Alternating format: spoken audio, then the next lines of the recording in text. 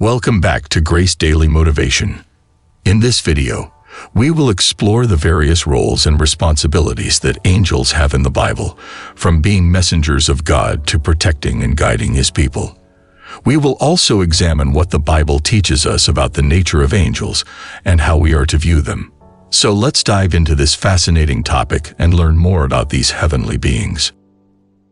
What are angels? Angels are spiritual beings created by God, and their main role is to carry out God's will.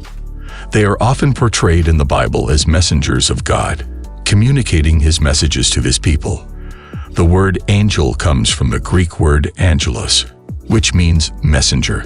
Angels are described as having various forms and appearances, sometimes appearing as humans and other times having wings and a glorious radiance.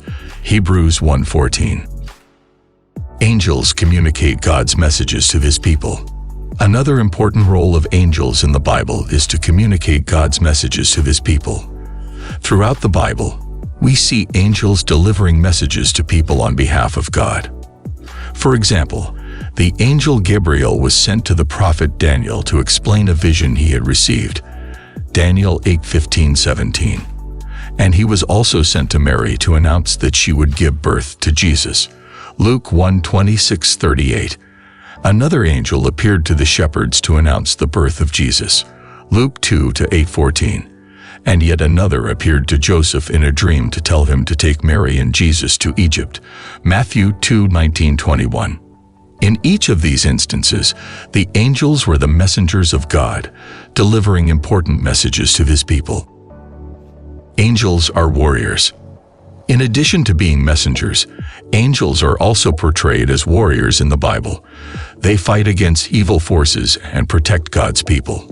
In the Old Testament, we see an angel of the Lord slaying the Assyrian army that threatened Jerusalem, 2 Kings 19:35. In the New Testament, we see an angel freeing Peter from prison and leading him to safety, Acts 12:6-11. The Bible also describes Michael and his angels fighting against Satan and his angels, Revelation 12:7. Angels are powerful beings, and we can trust in their ability to protect us from harm. Angels minister to believers. In addition to being messengers and warriors, angels also minister to believers. Hebrews 1:14 says that angels are ministering spirits sent to serve those who will inherit salvation. This means that angels are actively involved in the lives of believers, ministering to us and helping us in various ways. We may not always see their work, but we can trust that they are present and working on our behalf. Angels are used to execute judgment. Another role of angels in the Bible is to execute judgment. In the book of Revelation, we see angels pouring out God's wrath on the earth, Revelation 8-9. We also see angels announcing God's judgment on Babylon, Revelation 18-1-2. Angels are powerful instruments of God's judgment, and we can trust that their actions are always just and righteous. Angels observe and learn from humans. Another interesting aspect of angels in the Bible is that they observe and learn from humans.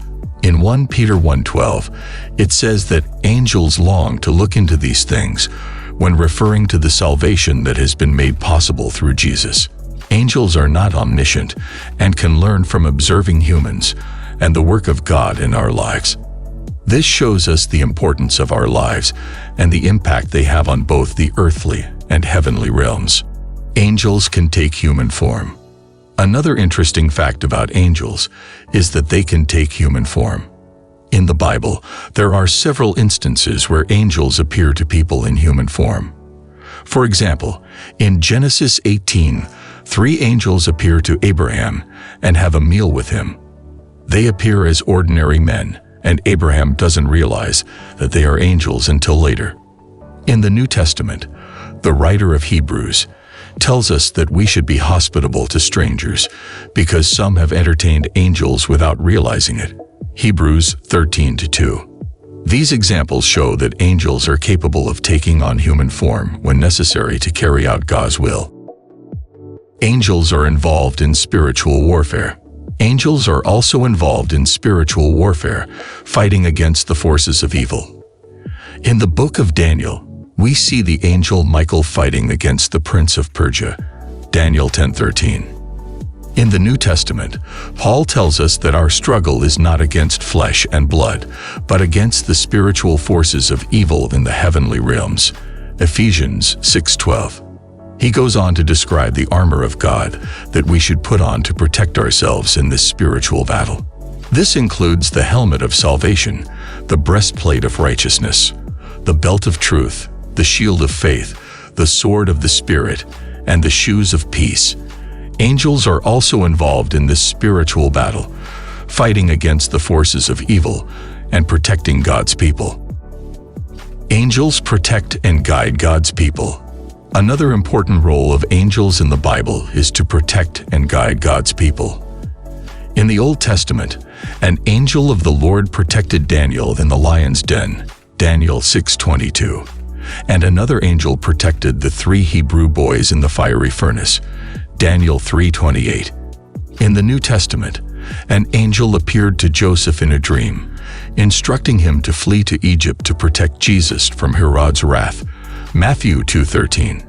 Similarly, an angel appeared to Philip, guiding him to share the gospel with an Ethiopian eunuch, Acts 8:26.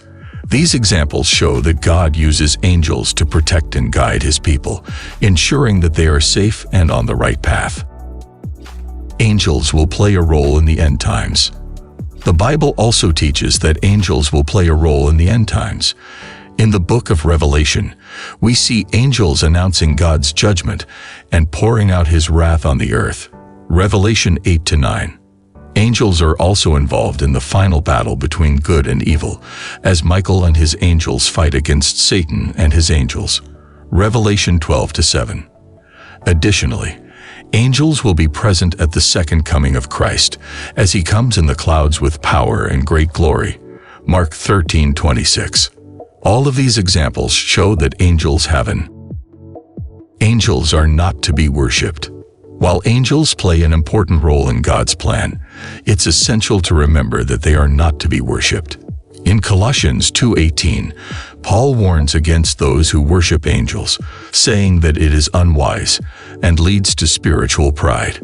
We are to worship God alone, recognizing that angels are his servants and not equal to him. Additionally, in Revelation 22:8-9, John falls down to worship an angel, but the angel rebukes him, saying, "I am a fellow servant with you and your brothers the prophets, and with those who keep the words of this book. Worship God." This passage reminds us that even in the presence of angels, we are to direct our worship and adoration to God alone. In conclusion, the Bible teaches us much about angels and their role in God's plan for the world. Angels are God's messengers, carrying out his will and communicating with his people. They are also present to protect and guide God's people and will play a role in the end times. While we should appreciate and acknowledge the role of angels in God's plan, we are not to worship them, but rather to direct our worship and adoration to God alone. Let us praise God for his faithful servants, both in heaven and on earth, who carry out his will and bring glory to his name.